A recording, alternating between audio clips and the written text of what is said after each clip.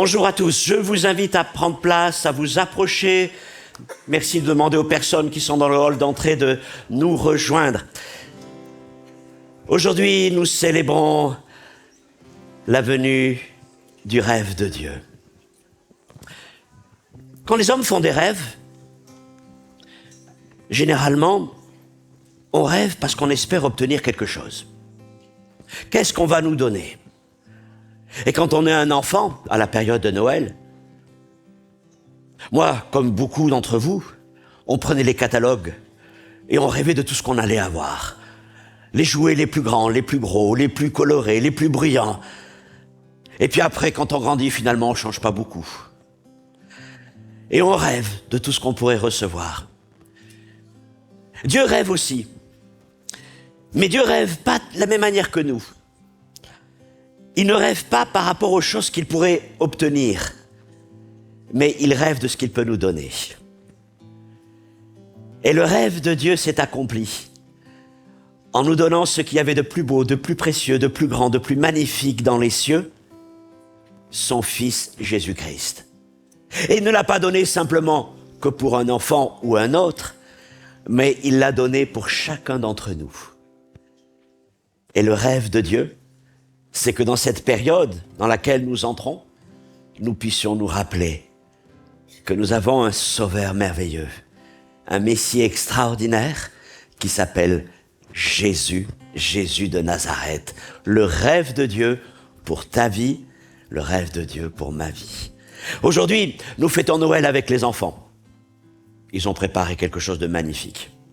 Nous fêtons Noël aussi avec Elder et son groupe. Et nous allons nous réjouir dans tout ce que nous allons célébrer ensemble.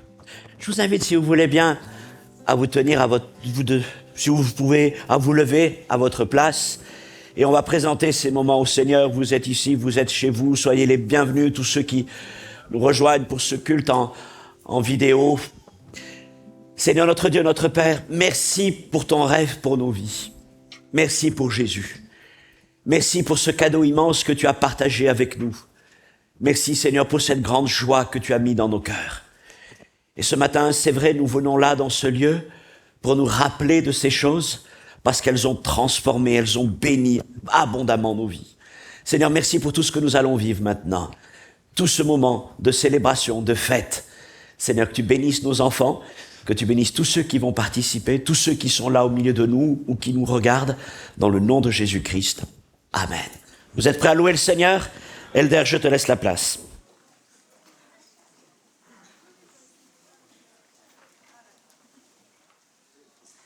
Bonjour à tous.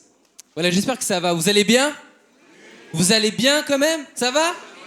Amen. Si vous voyez tout ce beau monde derrière moi, c'est grâce à un projet très ambitieux. Il s'appelle Workship. Workship, l'ambition, c'est de devenir la nouvelle école de musique suisse au service de l'église locale. Aujourd'hui, cette école comptabilise environ 35 étudiants ainsi que 3 profs. Tous les étudiants et tous les profs, d'ailleurs, font partie de l'église de Réveil. Et ça, c'est vraiment de la joie pour moi. Et écoutez, toutes ces personnes ici se sont formées, sont prêts à prendre un temps dans l'adoration. Tous les instruments que vous voyez ici au sein de l'école, on l'enseigne. Alors, cette école, elle est pour vous, mais aussi pour vos enfants. Donc, vous savez quoi, j'aimerais simplement demander à cette équipe qui est derrière moi, est-ce que vous êtes prêts ? Est-ce que vous êtes prêts à louer le Seigneur ? Amen ? Allez, on y va.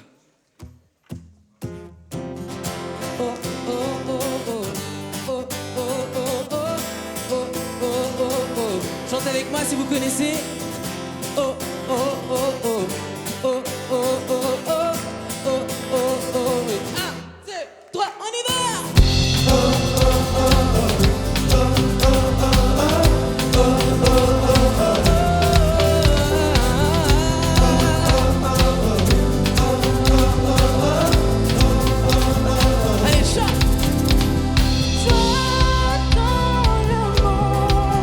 le Seigneur.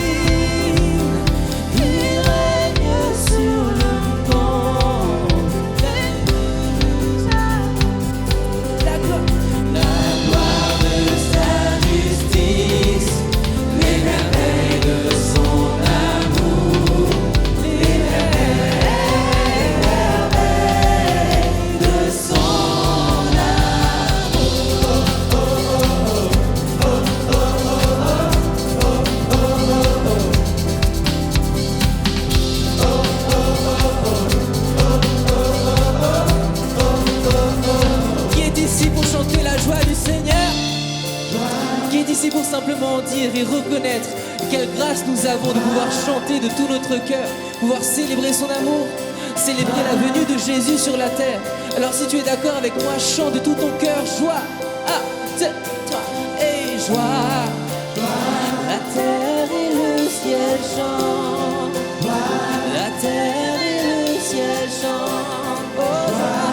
La terre et le ciel chantent, on y va encore. La terre et le ciel chantent, la terre et le ciel chantent, ciel chante.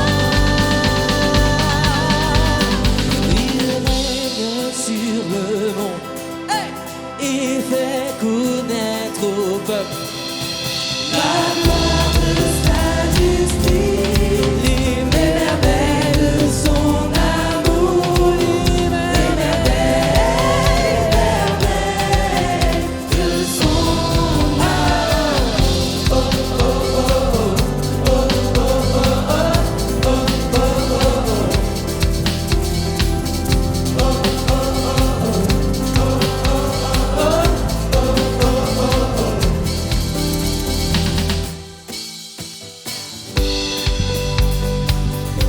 Alléluia Jésus, nous n'avons qu'une envie, c'est de venir auprès de toi ce matin. Amen. Eh bien, ne tarde plus à terre. Eh bien, ne tarde plus d'attendre. Eh bien, tel que tu es, adore. Eh bien, tel que tu es devant ton Dieu. Eh bien, un jour toute langue dira tu es Dieu. Un jour tout genou fléchira. Mais le vrai trésor est pour ceux qui t'ont choisi dès aujourd'hui. Chantons, viens, viens. Ne tarde plus à terre. Eh bien, ne tarde plus d'aller ton Dieu. Oui, eh bien, tel que tu es, adore. Oui, eh bien, tel que tu es devant ton Dieu.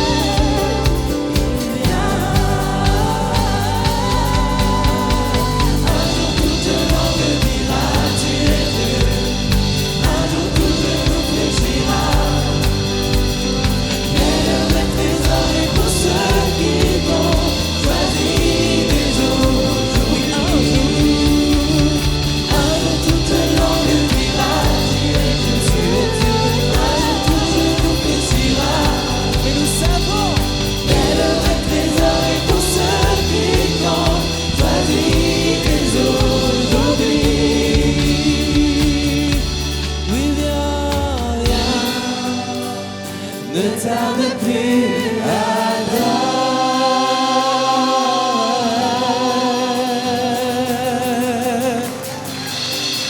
Alléluia Jésus.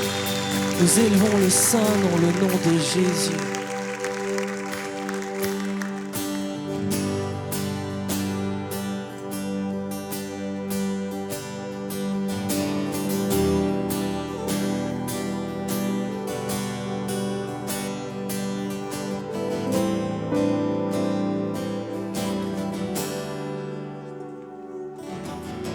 Je vois le roi de gloire qui revient sur les nuages. Les nations tremblent, les nations tremblent. Je vois son œuvre sa grâce qui efface nos péchés. Ton peuple chante, ton peuple chante.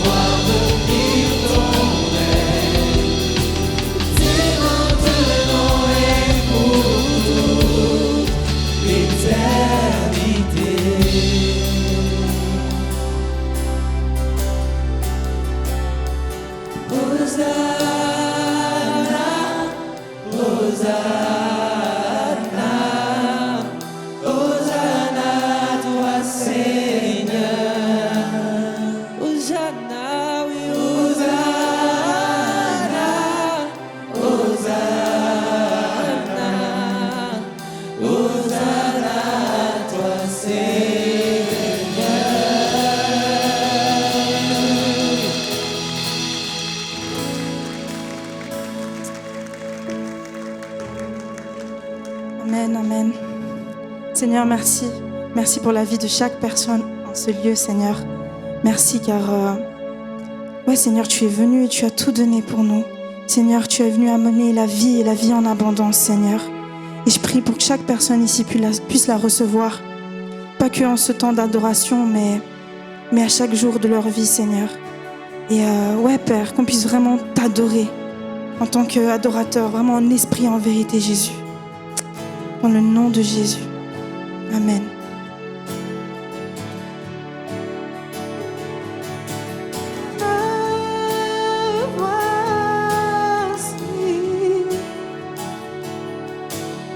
Confondu par ta majesté,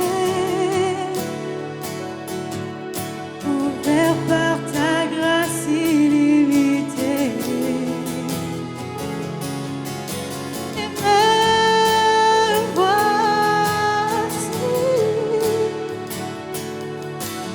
conscient du poids de mes épaules, ouvert par le sang de l'agneau. Et car je sais l'amour le plus grand est donné, tu as offert ta vie, le plus grand sacrifice. Oui, majesté, majesté.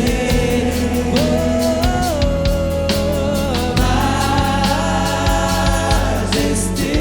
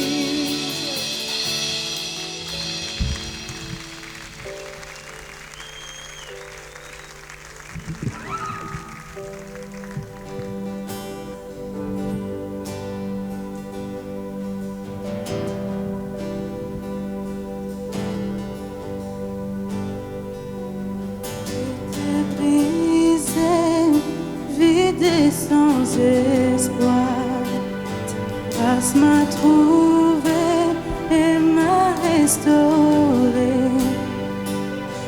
Et rien à moi n'est tel que je suis.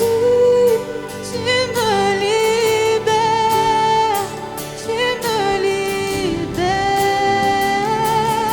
Grâce infinie de notre Dieu qui un jour m'a sauvé. Oh, oh, j'allais de lieu en lieu quand tu m'as retrouvé. Et maintenant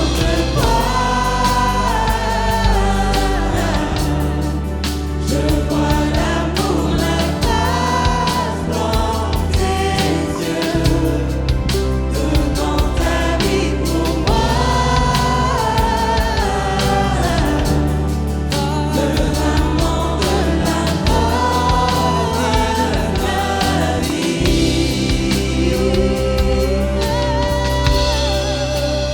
et de la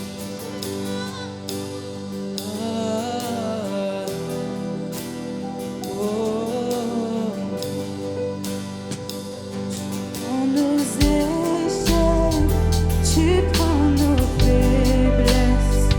Tu caches ton trésor dans des vases d'argile.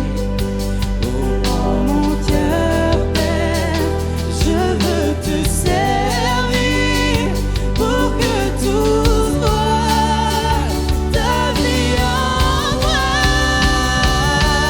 Grâce infinie de notre Dieu qui un jour m'a sauvé. Oh, j'allais de lieu en lieu quand tu m'as retrouvé. Grâce infinie de notre Dieu qui un jour m'a sauvé. De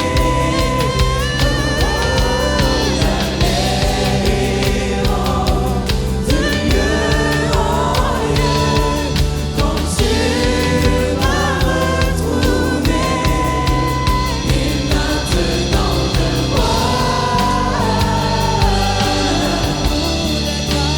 vois l'amour, la grâce dans tes yeux, donnant ta vie pour moi.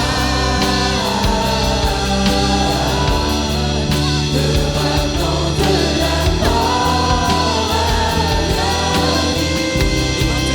Je vois l'amour, la grâce dans tes yeux,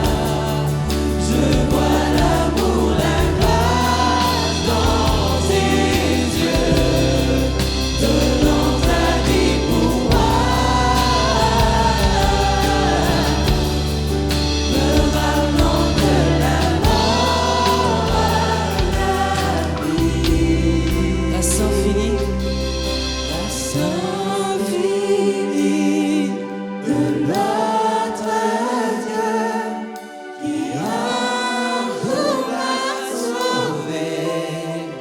Oh, j'allais errant de lieu en lieu quand tu m'as retrouvé. Et maintenant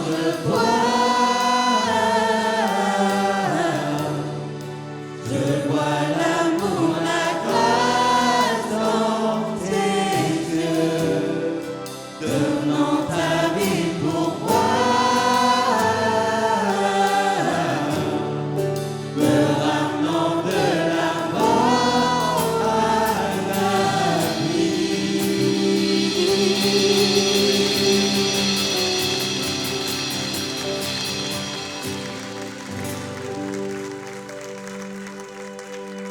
Père, ce matin, nous te rendons grâce pour le plus grand cadeau, le plus grand don qui a été fait aux hommes, ton Fils Jésus-Christ. Nous te remercions, Seigneur Jésus, pour tout ce que tu as accompli par amour, par obéissance, du ciel jusqu'à Bethléem, de Bethléem jusqu'à Golgotha, de Golgotha jusqu'au trône de Dieu. Tu as fait tout ce chemin, tout ce parcours, marqué par l'humilité, marqué par la douceur, accompagné de grâce, de force, de puissance, par amour pour les hommes, par amour pour chacun d'entre nous. Seigneur, merci de ce que, en ce jour, nous célébrons ensemble, avec nos enfants, avec nos petits-enfants, avec nos jeunes, avec chacun d'entre nous, avec tous les âges de l'Assemblée, toute la famille de l'Église, nous célébrons notre Jésus. Parce que Jésus, tu sais parler au cœur des enfants comme tu sais parler au cœur des plus âgés. Et Seigneur mon Dieu, tout au long de notre vie, quand nous considérons Jésus, nous considérons tout l'amour du ciel. Et Seigneur, la nuit de Bethléem reste aussi forte dans nos cœurs qu'au premier jour. De cette douceur, de cette paix, de cette espérance, de cette lumière, de cette grâce, de cette simplicité, c'est quelque chose dont nous voulons, Seigneur mon Dieu, nous laisser remplir jour après jour. Et je prie pour que cette paix de Bethléem soit dans nos maisons, dans nos familles, dans cette période qui est devant nous. Et que celui au milieu de nous qui ne connaît pas encore cette paix puisse la recevoir et découvrir tout le cadeau du ciel en Jésus-Christ. Merci mon Dieu pour ces moments. À toi soit toute la gloire. Amen et amen. Je vous invite à reprendre place. Encore une fois, salutations à vous tous qui nous avez rejoints. Vous soyez dans ce lieu, que vous soyez devant vos écrans. Il y a beaucoup de monde ce matin. Vous n'êtes pas forcément tous très bien installés confortablement. Je vais laisser toute la place à la suite. Il y a tout un programme qui a été préparé. Vous avez envie de le vivre. On y va, c'est parti. Bonjour à chacun. Alors on est très heureux ce matin de vous accueillir à l'église. Bienvenue vraiment à vous tous, invités, membres de la famille. Enfin voilà, on est tous vraiment joyeux d'être là. Ce matin, on va vous présenter une petite pièce qu'on a préparée avec Génération Choisie. Génération Choisie, c'est toute une équipe de bénévoles qui encadrent les enfants de l'église. Et ils ont fait un travail incroyable, vous allez pouvoir le découvrir. On a permis aux enfants cette année de faire un peu différemment le projet. On leur a demandé de s'impliquer dans la façon dont ils voulaient, c'est-à-dire ils pouvaient choisir s'ils voulaient faire la danse, s'ils voulaient plutôt faire le décor. Et on a proposé aussi les instruments, la musique, amener les décors. Voilà, on avait vraiment envie qu'ils aient de la joie à vous présenter cette fête ce matin. Donc tout ce que vous allez avoir, ça a été fait avec eux. Donc soyez indulgents s'il y a des petites erreurs, des petits couacs. Voilà, c'est des enfants et puis on y a mis tout notre cœur. On vous souhaite vraiment de passer une belle fête. Les enfants qui arrivent sur scène, voilà, ils sont timides. Vous pouvez les applaudir, les encourager. Voilà. Donc tous ces enfants qui sont habillés en vert et noir ou marron, c'est tous ceux qui ont participé soit à la confection des costumes, soit au décor que vous allez voir défiler au fur et à mesure de la scénette. Ils ne seront pas longtemps sur scène, mais on voulait quand même les honorer et les applaudir pour le travail qu'ils ont accompli. Bravo les enfants. Alors maintenant, je vous souhaite un bon spectacle, enfin une belle scénette, et puis de bonnes fêtes si je ne vous revois pas.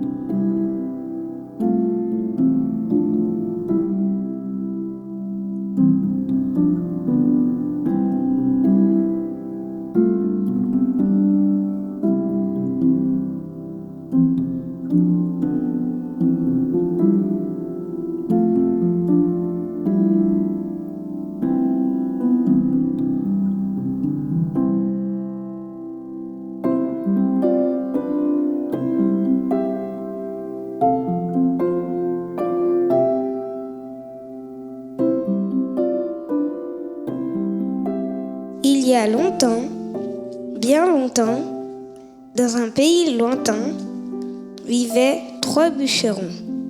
Chacun s'occupait de son domaine avec passion. Ils aimaient se retrouver pour bavarder, partager leurs soucis, leurs joies, leurs espoirs et leurs ambitions. Voici les bûcherons.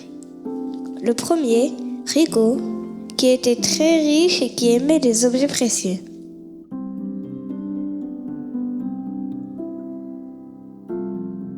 Le deuxième, Léon, qui était très fort et qui aimait les défis.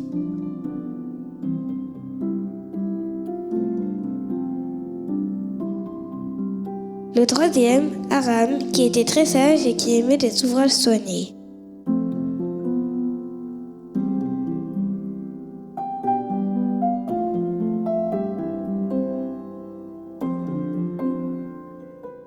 Salut les amis, ça fait longtemps qu'on s'est pas vu, hein? Ouais, ça fait longtemps, très longtemps. Ouais, ça fait longtemps. Ouais, ça fait combien de temps qu'on s'est pas vu déjà? 3-4 ans ou 4-5 ans. Ouais, Au moins 5 3, ans. 4, 5 ans. Vous étiez en train de faire quoi pendant tout ce temps? Ben moi, dans mon domaine, j'ai planté un olivier. Quand il sera grand, j'aimerais en tirer de belles pièces de bois. Et avec ces pièces de bois, je fabriquerai un coffre. Ce sera le plus beau coffre du monde.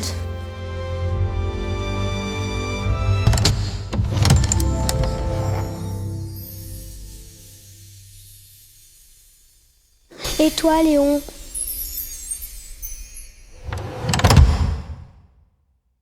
Bah moi, près de la rivière, j'ai planté un chêne.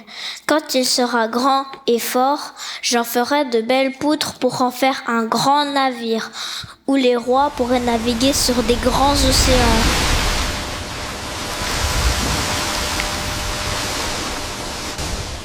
Et toi, Aram?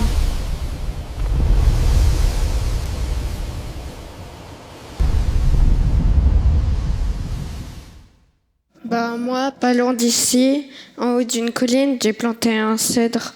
Quand il sera grand, j'en sortirai de belles pièces pour réaliser la porte majestueuse d'un palais d'un grand roi. On en parlera aux 4 coins du monde.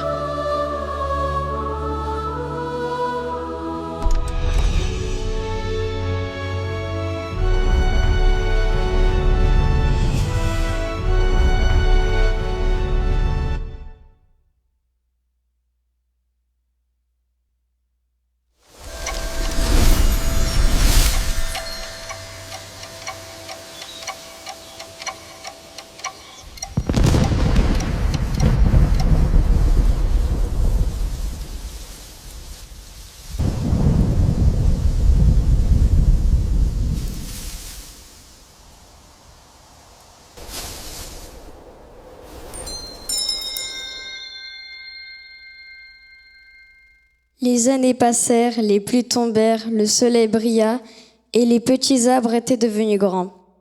Mais rien ne se déroula comme prévu. Regardez-moi bien. Je suis devenu grand, mais mon tronc est tout tordu et creux. Bientôt je serai coupé. Je ne serai jamais le beau coq dont Rico rêvait tant. Que vais-je devenir? En quelques coups d'hache, Rico abattit l'arbre.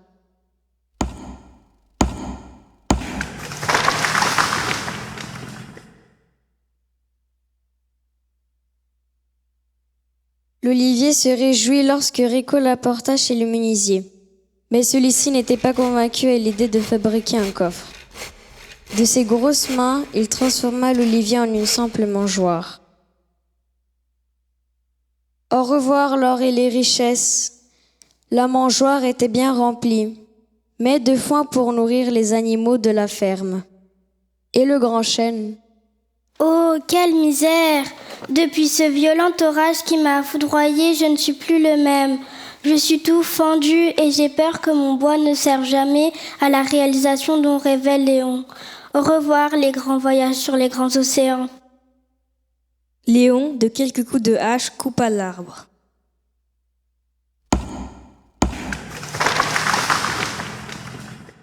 Le chêne fut tout de même rassuré quand le bûcheron l'emmena vers le chantier naval. Mais personne ne songeait à construire un navire avec de si petites planches. À grands coups de marteau et de scie, le chêne fut tout de même transformé en une petite barque de pêcheurs. Trop petite, bien trop fragile pour naviguer sur les océans, elle fut amenée sur un lac. Tous les jours, les pêcheurs montaient dans la petite embarcation et y entreposaient le poisson du jour qui sentait très fort. Et le grand cèdre, qu'était-il devenu ? Vous avez vu mon tronc, mes branches, avec toutes les tempêtes que j'ai essuyées et je n'ai vu passer. Je suis tout tordu, que va-t-on tirer de moi ? Oh non, probablement je ne saurai jamais la magnifique porte dont Aram rêvait. Aram prit sa hache et en quelques coups de hache le mit à terre.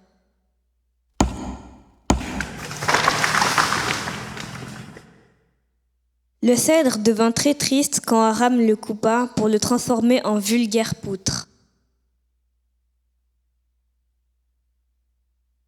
Elle n'était pas bien droite et sans gros intérêt. En attendant de trouver une bonne idée pour les utiliser, il les empila sans conviction au fond de la cour et il les oublia. Nous étions bien loin de cette belle porte qu'Aram imaginait.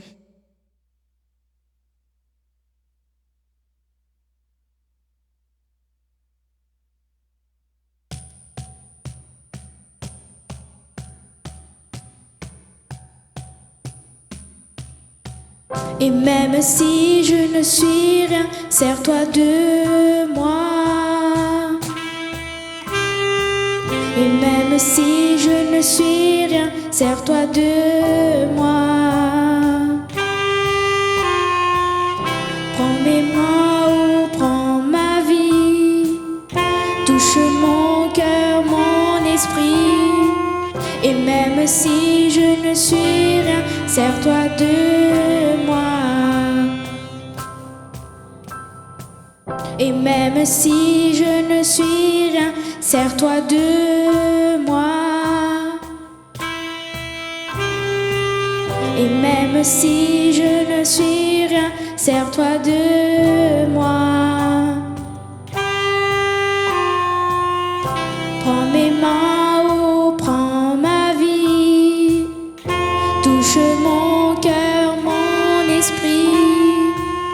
Et même si je ne suis rien, sers-toi de moi.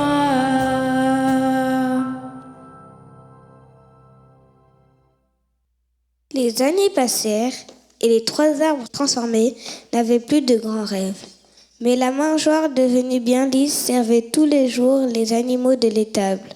La petite barque, quant à elle, ne comptait même plus les poissons qu'elle avait ramenés.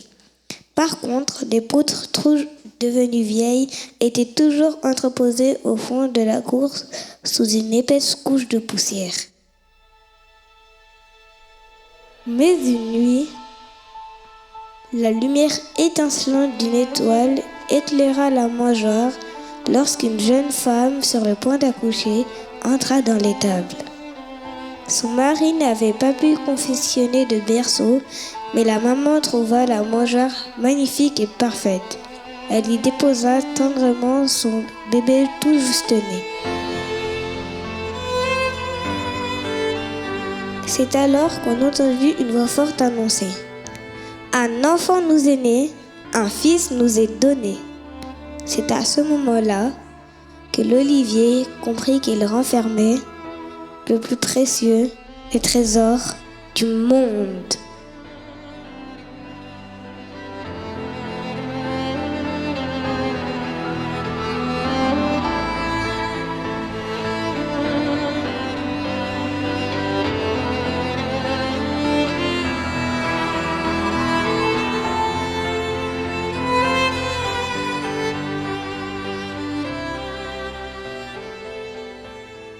Quelques années plus tard, sur le bord d'un lac, la vieille barque abîmée accueillit un voyageur fatigué et ses amis.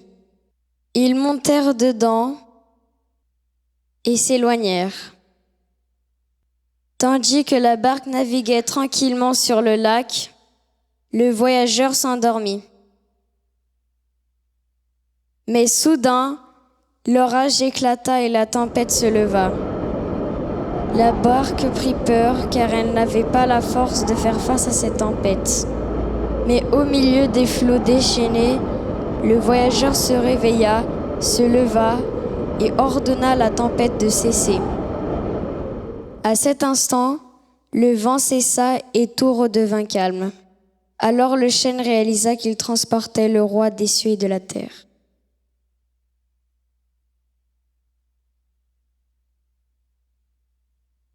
Quelque temps plus tard, le cèdre coupé fut surpris. Lorsqu'il fut arraché de la pile de bois oubliés au fond de la cour, avec ses poutres toutes tordues, on fabriqua une croix. La croix fut transportée au milieu des cris d'une foule en colère, et il frissonna quand les soldats y clouèrent les mains et les pieds d'un homme pour le faire mourir. Celui-ci ne semblait pourtant coupable de rien. Il était vraiment triste de servir à quelque chose d'aussi terrible. Mais à la mort de cet homme, la terre fut couverte de ténèbres et trembla. Assurément, il ne s'agissait pas d'un homme comme les autres. Et le cèdre comprit qu'il s'agissait du Fils de Dieu, et que sa mort et sa résurrection nous ouvriraient la porte des cieux.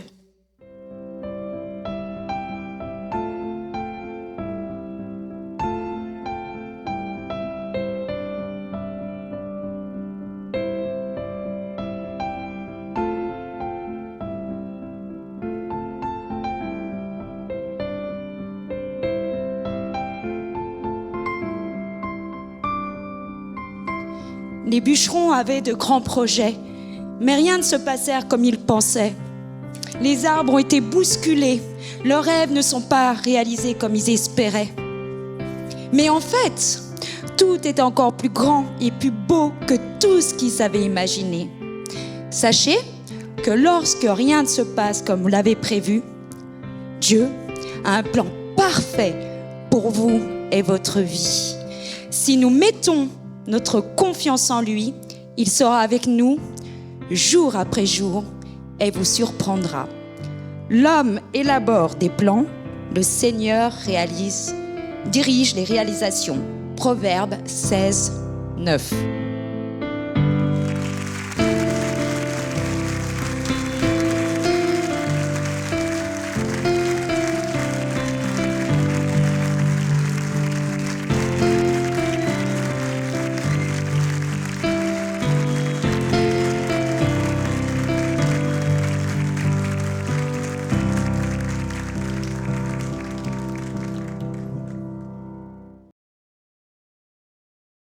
Trois petits arbres pleins de rêves.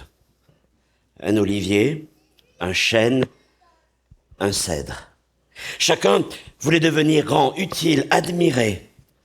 Mais aucun d'eux n'a vu son rêve se réaliser comme il l'avait imaginé. Et pourtant, chacun a trouvé sa place dans le rêve de Dieu, dans l'histoire de Dieu. L'olivier est donc devenu cette mangeoire dans laquelle un bébé a été déposé, Jésus. Le chêne a servi à fabriquer une barque pour le transporter plus tard sur le lac. Et le cèdre est devenu cette croix sur laquelle Jésus a donné sa vie pour chacun d'entre nous. Oui, leurs rêves ont été coupés, mais le rêve de Dieu pour eux s'est accompli. Dans la Bible, il existe une autre histoire semblable. Celle d'un jeune homme qui gardait des troupeaux. Et un jour, Dieu l'a appelé pour vivre un rêve extraordinaire. Il deviendrait un roi, un grand roi. Il s'appelle David. Et David était un valeureux guerrier. C'était aussi un poète, un chanteur. Et tout le monde admirait David. Et un jour, Dieu lui envoie un prophète pour lui donner cette parole. Il lui dit, 2 Samuel 7,12, « Je te susciterai une postérité et j'affirmerai pour toujours son royaume. » Dieu déposait ce jour-là quelque chose, déposait un rêve dans le cœur de David. Il lui disait que de lui, de sa famille, de ses descendants, naîtrait celui qui devrait régner sur Israël et qui en plus serait le sauveur de toute l'humanité, le Messie promis. Et puis David est passé, et quelques générations se sont écoulées, et malheureusement, l'histoire est venue, et c'est comme si le projet, le rêve, s'était perdu. Les descendants de David ont oublié le rêve. Ils se sont donnés à leur propre rêve. Et c'est comme si l'arbre, à son tour, avait été abattu. Tout semblait fini. Que pouvait-il advenir de ce rêve que Dieu avait placé dans le cœur de cet homme? On pourrait dire, plus aucune espérance. C'est fini. Oubliez tout. Oubliez et passez à autre chose. Mais ce que je voudrais vous dire, c'est que Dieu n'avait pas dit son dernier mot. Le trône de David était abattu. Il était rendu semblable à un tronc délaissé au fond d'une forêt. Mais Dieu a la puissance de faire repousser ses rêves. Le peuple d'Israël rêvait d'un roi sage, d'un royaume puissant et en paix, mais les guerres, les divisions et le péché ont tout brisé. Et donc le grand arbre, issu de David, était comme abattu. Il ne restait qu'un tronc sec, une souche oubliée, au milieu de bien des ruines.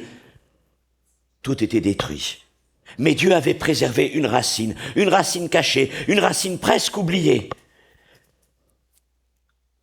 Et de cette racine, un rameau allait pousser pour accomplir la promesse faite à David.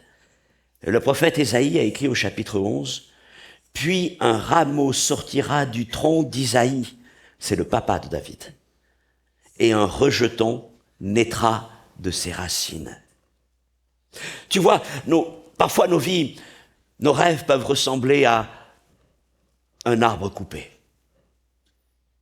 On avait un projet, une direction. On se disait, nous allons y arriver. Et puis quelque chose s'est produit. Une tempête de la vie, un vent violent, un coup de foudre, on ne sait pas quoi, quelque chose d'inattendu, d'imprévu, et tout s'est cassé. Un échec, une blessure, une saison difficile. Et là où il y avait un arbre prometteur, il ne reste plus qu'une souche pour témoigner de cette douleur. Peut-être ta vie ressemble-t-elle à ça. Et tu dis, mon rêve est parti, mon rêve est fini. Mais Dieu regarde autrement. Car là où tu vois peut-être un échec, une fin, lui est capable de donner la vie et de produire un recommencement. Car les plans de Dieu sont comme les racines d'un arbre. On ne les voit pas, c'est vrai, mais elles travaillent sous terre, elles travaillent en silence. Et quand vient le moment que la saison est là, la vie remonte, le bois sec refleurit, c'est la puissance de Dieu, le rêve de Dieu recommence à pousser. Et c'est ce que Dieu veut faire pour ta vie aussi. Un jour, comme le prophète l'avait annoncé, une petite pousse est sortie du vieux tronc de David. En hébreu, un rejeton, une pousse, comme parfois nous en voyons sortir là de ces souches, ça s'appelle un netzer. C'est le mot hébreu, N-E-T-Z-E-R, netzer. Et ce mot a donné son nom à une petite ville en Israël qui s'appelle Nazareth. Nazareth vient de ce mot netzer, de ce mot rejeton. Et qui a habité à Nazareth? Jésus. Et en faisant cela, en habitant à Nazareth, et ses parents qui habitaient là, ce n'était pas du tout un hasard. Et Matthieu, au début de l'évangile, le souligne bien en disant « Jésus, avec sa famille, donc vint demeurer dans une ville appelée Nazareth, afin que s'accomplisse ce qui avait été annoncé par les prophètes, il sera appelé Nazaréen. » Autrement dit, Jésus, le Nazaréen, parce qu'il vient de la ville de Nazareth, est le netzer promis par Dieu. Il est le rejeton issu de la lignée de David. Permettez-moi ce jeu de mots. Jésus n'est pas né du trône de David, Il est né du tronc abattu de David.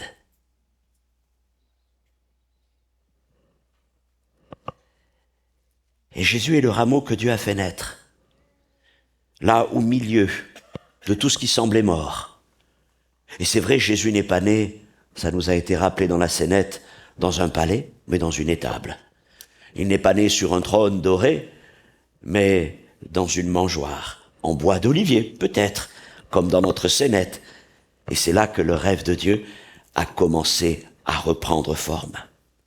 Et là, nous comprenons, comme nous l'avons vu avec cette histoire magnifique, c'est que Dieu n'accomplit pas toujours nos rêves à la manière dont nous les imaginons. Nous nous projetons, nous concevons des choses, et je ferai ci, je ferai ça, et j'essaierai cette chose, et j'irai là ou ailleurs. Et on se dit, Seigneur, bénis mes projets, bénis mes rêves. Mais non, Dieu ne réalise pas toujours tout ce que nous voulons faire pour lui.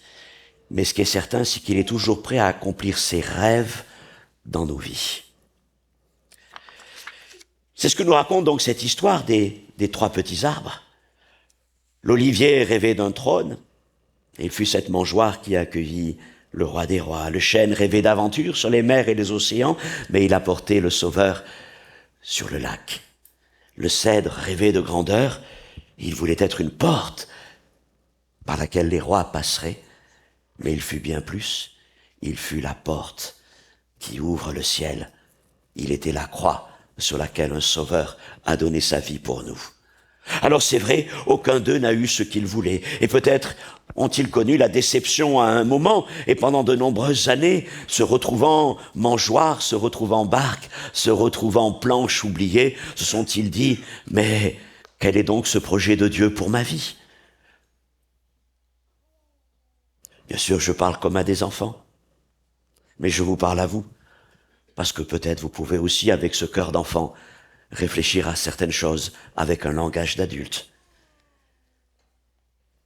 Aucun d'eux n'a obtenu ce qu'il voulait, mais chacun a fini par accomplir le rêve de Dieu, quand il croyait que tout était perdu. Je donne à manger aux animaux, je transporte du poisson, je suis oublié au fond d'une réserve. Eh bien, c'est là que le projet de Dieu est venu.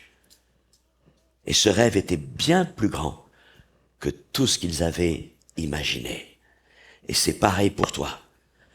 Oui, tu ne deviendras peut-être pas ce que tu as rêvé, mais si tu fais confiance à Dieu, tu peux devenir son rêve.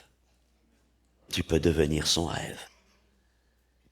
Mais l'histoire nous raconte aussi celle des arbres, comme celle de David, comme celle de Jésus, que le rêve de Dieu s'accomplit parfois, c'est vrai, dans la souffrance. Le prophète Ésaïe, celui qui avait annoncé le rejeton, écrit aussi au chapitre 53, cette parole que nous connaissons bien, parlant encore de ce rejeton. Il s'est élevé devant lui comme une faible plante, comme un rejeton qui sort d'une terre desséchée. L'environnement n'était pas propice. Jésus était seul. Il était faible, apparemment aux yeux des hommes. Mais Dieu agissait à travers lui. Alors Jésus a commencé son ministère en Galilée, et là, le rejeton a bien grandi, et partout il prêchait la bonne nouvelle du royaume. Les foules se pressaient autour de lui. Les guérisons, les miracles, les délivrances, tout ce que Jésus accomplissait. Et la foule était parfois tellement immense que le Seigneur a dit, « Réservez-moi une barque pour que je puisse monter dessus, afin que la foule ne nous fasse tomber. » Et la barque a trouvé son utilité.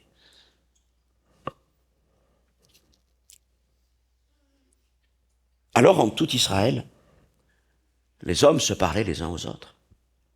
Et ils commençaient à se dire, mais celui-là, c'est le fils de David. Celui-là, c'est le rejeton d'Isaïe. Et ils ont commencé à se poser ces questions. Malheureusement, pour toutes sortes de raisons, alors que Jésus était en train d'accomplir le plan de Dieu. Il était bien le Messie promis, il était bien le rejeton promis de la postérité de David. Des hommes en Israël, parmi les chefs, n'ont pas voulu le reconnaître. Ils avaient d'autres idées, ils avaient d'autres rêves. Ils voulaient un autre roi. Alors ils l'ont rejeté. ils l'ont méprisé et ils l'ont livré aux soldats pour qu'ils le mettent à mort sur ces deux planches de cèdre qui formaient ensemble une croix. Et là, sur la croix, le rejeton d'Isaïe, la postérité de David, notre Seigneur Jésus, a lui aussi été comme coupé. Et on pourrait se dire alors, mais le rêve de Dieu aussi prend fin comme ça? Il est abattu, arraché. Celui qui commençait à bénir les uns les autres. Voilà, tout s'arrête en un instant. Et d'ailleurs, dans les évangiles, il est question de certains hommes qui s'en retournent chez eux profondément tristes, déçus de ce qui venait de se passer. Nous espérions que ce soit lui qui délivre Israël. Nous espérions qu'il soit le Messie attendu. Nous espérions qu'il soit ce fils de David qui vienne délivrer notre peuple. Et voilà qu'il est mort. Voilà qu'il est mort depuis 3 jours. Et grande était la déception, parce qu'ils avaient l'impression que le rêve était perdu. Mais ce qu'ils ne savaient pas, c'est que le rejeton, lorsqu'il fut coupé, retranché à la croix, il fut déposé dans un sépulcre qui était en quelque sorte comme une bonne terre dans laquelle on va planter une semence. Et dans ce sépulcre, en 3 jours, la vie est revenue et Jésus est ressuscité. Il est ressuscité. Le rêve n'était pas brisé, parce que Dieu accomplit toujours ses rêves. Mais la mort devait passer par là, afin que la puissance de Dieu soit manifestée. Et lorsque le Père a relevé Jésus, son rameau, son rejeton, il nous est dit ensuite, c'est un prophète qui raconte cela, le prophète Ézéchiel, « J'arracherai du sommet de ses branches un tendre rameau. » Jésus est le tendre rameau. « Et je le planterai sur une montagne haute et élevée. » Et Dieu a pris Jésus et il l'a planté sur la plus haute des montagnes, sur la montagne de Dieu. Il l'a planté à sa droite. Il l'a planté sur son trône. Et Jésus est devenu le Seigneur des Seigneurs. Il est devenu semblable à ce grand arbre auprès duquel les hommes vont trouver fraîcheur et consolation et espérance. Le bois de la crèche a conduit au bois de la barque, le bois de la barque à celui de la croix, et sur ce bois, le rêve de Dieu a porté son fruit, le salut du monde. Et c'est là le mystère de Dieu. C'est qu'afin que son projet s'accomplisse, il convient souvent qu'il soit comme perdu à un moment. Mais de là jaillit la vie. De la vie, de la mort jaillit la vie, de l'humilité la gloire, du sacrifice la victoire. Alors peut-être que toi aussi, en répondant à l'appel de Dieu, en marchant avec le Seigneur dans ses plans, dans son rêve, tu dis j'accomplis le rêve de Dieu, je me lève, peut-être comme un jeune homme, comme une jeune femme, et tu dis je vais servir le Seigneur, je vais m'engager, et je vais donner toute mon énergie pour réaliser le plan de Dieu, et parfois les choses ne se passent pas comme tu le voudrais.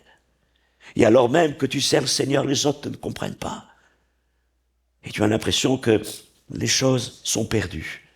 Beaucoup de jeunes gens dans les églises ont connu ça. Le rêve de Dieu est perdu.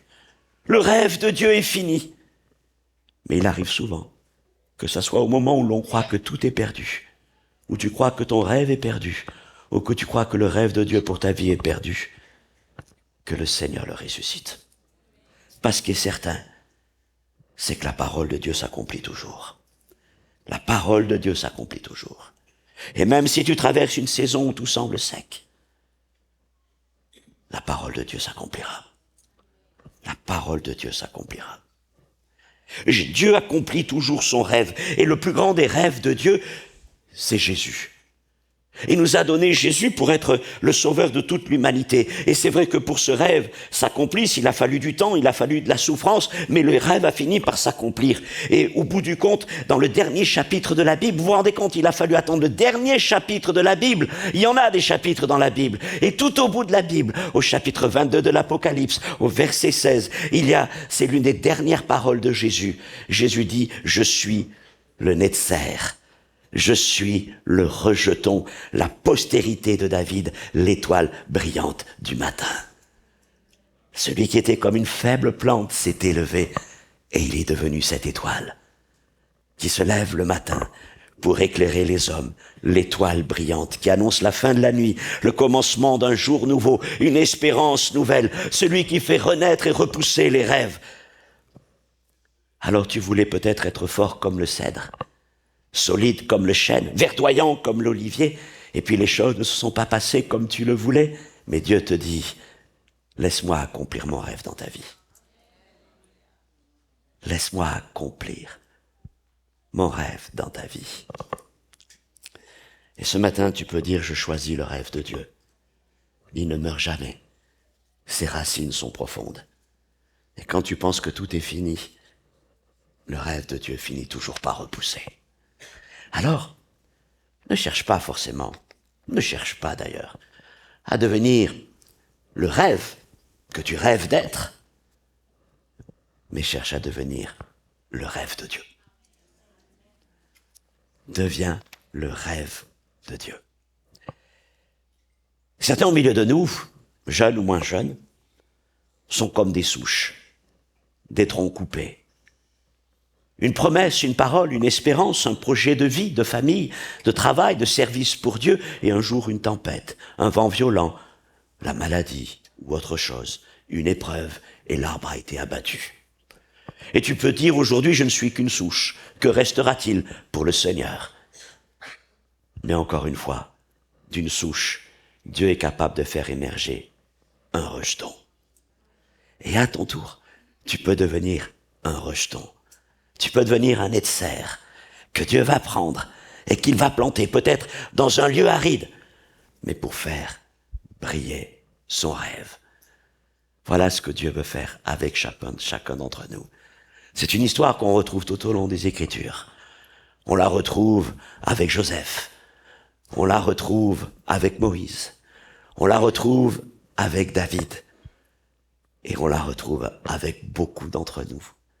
Quelque part, nous sommes tous des rêves brisés. Nos rêves se sont brisés sur les vagues de la vie. Mais nous rendons grâce au Seigneur de ce que son rêve dans nos vies n'a jamais été perdu, mais de ce qu'il a toujours fait jaillir, de là où pensait que tout était mort, cette souche, ce rejeton qui a fini par porter du fruit. Es-tu un rejeton ce matin? Peut-être tu peux le témoigner. Je suis un rejeton d'un rêve brisé. Je suis ce miracle de la vie qui a jailli de ce qui semblait fini. Et ainsi, passant par là, nous pouvons dire que nous sommes devenus le rêve de Dieu. Nos rêves étaient ce qu'ils étaient, mais Dieu nous a amenés vers un rêve encore plus grand. Alors aujourd'hui, il est temps que toi aussi, tu deviennes le rêve de Dieu. Et si tu traverses peut-être des moments difficiles et que tes projets s'effondrent et que tu dis mais tout est perdu, rappelle-toi toujours cette histoire. Que peut-être au sein de cette tempête-là, Dieu est en train de permettre quelque chose. Oui, peut-être des ambitions vont tomber, mais cela permettra au projet de Dieu de commencer à pousser. Amen. Gardons à cœur ce message qui est celui aussi de Noël. Que Dieu vous bénisse encore une fois. Je voudrais qu'on puisse, juste un instant avant de laisser, je vais permettre à un dernier groupe de se préparer, de se mettre en place. Je voudrais tout simplement prier pour nos familles. Prier pour les plus âgés au milieu de nous, comme prier pour les plus petits au milieu de nous. Seigneur, notre Dieu, notre Père, chacun d'entre nous ce matin, ici, dans ce lieu ou dans nos maisons, nous sommes ton rêve. Seigneur, nous sommes ton rêve. Parce que tu rêvais que nous soyons là, tu rêvais que nous t'appelions notre Père. Tu rêvais, Seigneur mon Dieu, que nous puissions être pardonnés de nos péchés. Et Seigneur, nous sommes ton rêve. Et peut-être ce rêve est en train de s'accomplir dans nos vies. Dans des moments difficiles. Mais Seigneur, je veux le dire encore à quelqu'un, le Seigneur veille sur sa parole pour l'exécuter. Je te prie, Seigneur, pour toute cette période qui est devant nous, cette période de fête de Noël, de fête de fin d'année. Beaucoup vont se déplacer, beaucoup vont recevoir des familles, des amis. Et nous prions, Seigneur, pour que ta paix demeure dans nos maisons, que ta grâce nous accompagne. Nous prions, Seigneur, pour que la paix et l'espérance de Bethléem habitent nos maisons, habite nos cœurs. Que ce soit un temps de réconciliation, un temps de pardon, un temps où nous puissions nous accueillir les uns les autres, un temps où nous puissions nous bénir en nous souvenant de Jésus-Christ. Que ta bénédiction soit sur toutes nos familles, sur toutes nos maisons, sur nos plus petits, les bébés qui sont au milieu de nous, sur nos enfants, nos ados, nos jeunes, sur les parents, sur les grands-parents et même sur les arrière-grands-parents. Parce que ce qui est certain, Seigneur, encore une fois, c'est que quelle que soit notre génération, nous sommes tous tes enfants. Et nous sommes tous ton rêve. À toi soit toute la gloire, Seigneur. Amen.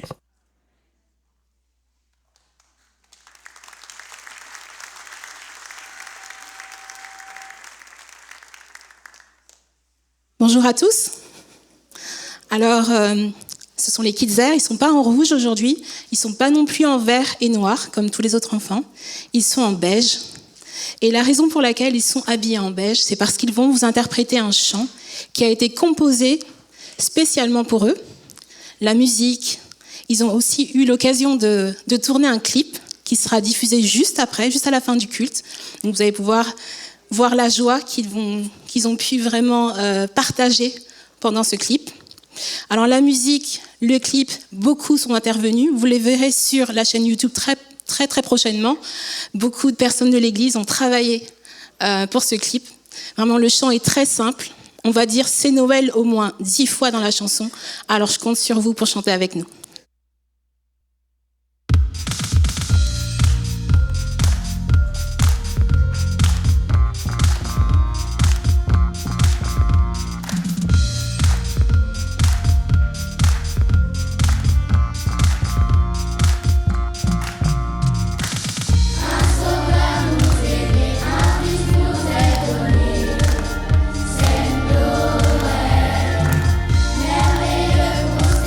Il est